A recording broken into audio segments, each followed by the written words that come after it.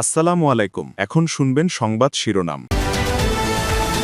হাতিয়ায় চর দখলের সংঘর্ষে 5 জনের নিহতের ঘটনায় মামলা হয়নি এখনো, আতঙ্কে এলাকা ছেড়েছে চরবাসী। হবিগঞ্জের রেমা কালেঙ্গা বনাঞ্চলে অবাধে বৃক্ষ নিধন, প্রভাবশালীদের ছত্রছায়ায় বেপরোয়া দস্যুদল, নিরাপত্তাহীনতায় বনরক্ষীরা। 24 জুলাই আগস্টে রামপুরায় 28 জনকে হত্যা মামলার বিচার শুরু। যাত্রাবাড়িতে তাইম খুনের মামলায় 11 জনের বিরুদ্ধে অভিযোগ দাখিল। ভারত থেকে পেঁয়াজ এলেও কমছে না দাম, সিন্ডিকেটকে দুষছেন আমদানিকারকরা।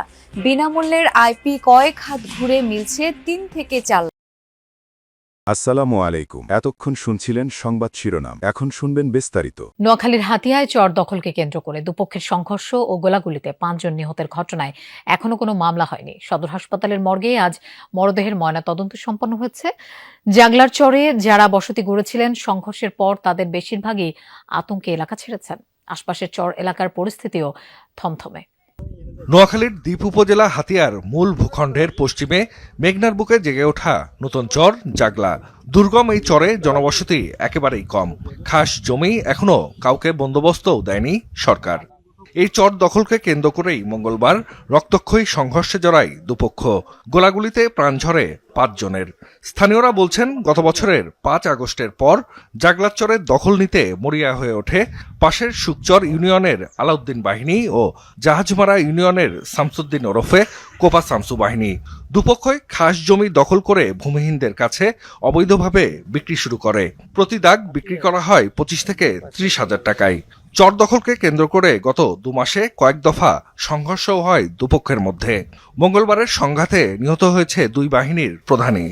ভূমিহীন নদীভাঙ্গা যে লোকগুলো আছে, জলদস্যু বাহিনীদের বলে ডাকায়, তাদের কাছ থেকে অল্প দামে টাকাগুলো পাইতেছে, কিনতেছে। আলুদ্দিন ভাই আলুদ্দিন ভাই বেচ বেললে, শামসু বেচ বেললে, এই নিয়ে কালকে গোলাগুলি হয়েছে। গরু মহিষ চড়ানোর পাশাপাশি জাগলার চরে শুষ্ক মৌসুমে তরমুজ সহ বিভিন্ন ফসল চাষ করা হয়। 2 বাহিনীকে টাকা দিয়ে যারা বসতি করেছেন তারা রয়েছেন আতঙ্কে। সংঘর্ষের পর বেশিরভাগই এলাকা ছেড়েছেন। চরের খাস জমি সরকারিভাবে বন্দোবস্ত দেওয়ার দাবি ভূমিহীনদের।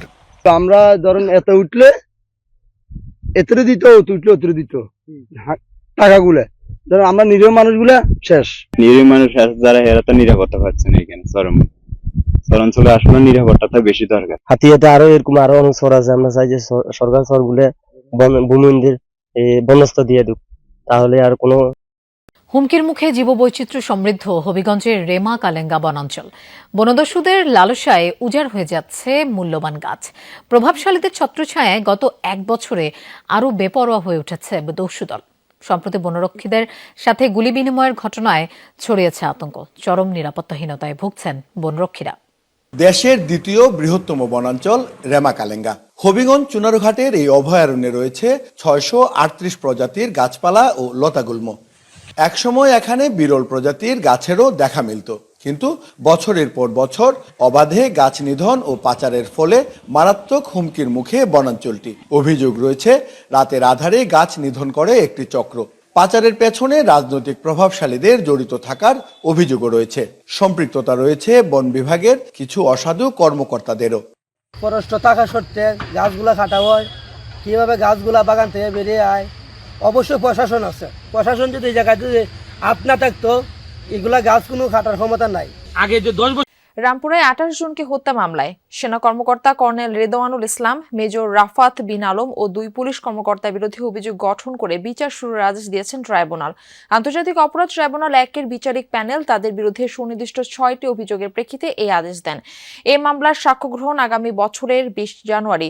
এদিন গ্রেফতার 2 আসামি রেদওয়ানুল ইসলাম ও রাফাত বিন আলম নিজেদের নির্দোষ দাবি করে ন্যায় বিচার চান ট্রাইব্যুনালে। খিলগাঁও জোনের এডিসি রাশেদুল ইসলাম ও রামপুরা থানার ওসি মশিউর রহমান পলাতক। রাষ্ট্রপক্ষ বলেন, জুলাই আন্দোলনের সময় রাজধানীর রামপুরা এলাকায় বিজিবি কর্মকর্তা হিসেবে নিয়োজিত ছিলেন কর্নেল রেদওয়ানুল ইসলাম।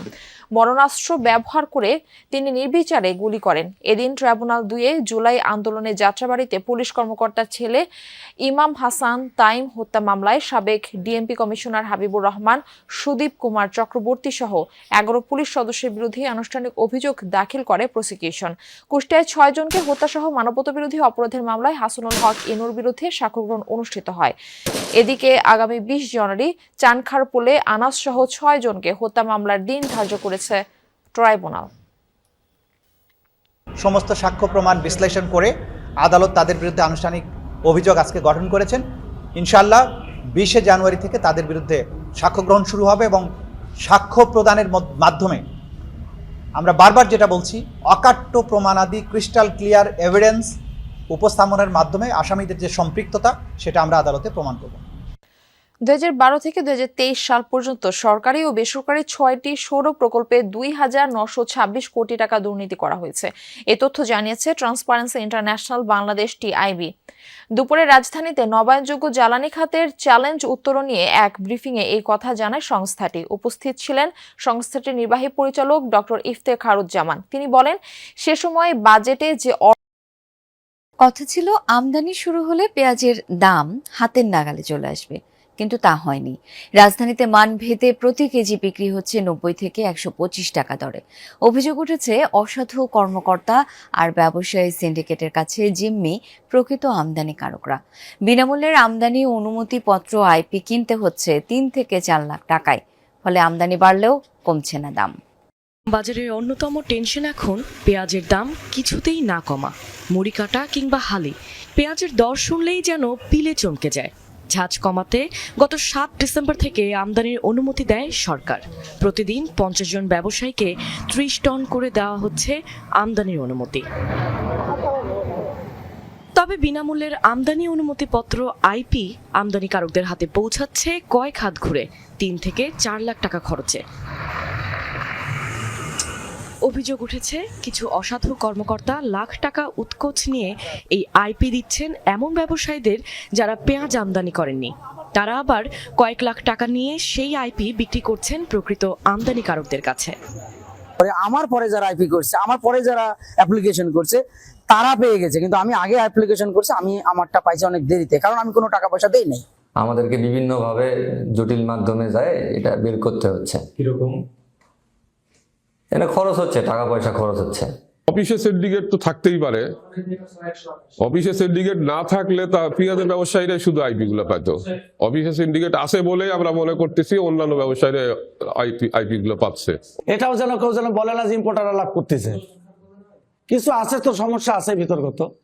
ব্যবসায়ীদের অভিযোগ, ভারতের মোকামে কম দামে কিনলেও আইপি বাবদ অতিরিক্ত খরচার কারণে দেশের বাজারে আশানুরূপ কমেনি পেঁয়াজের দাম। ক্ষতির মুখে পড়ছেন সাধারণ ভোক্তারা। ধরেন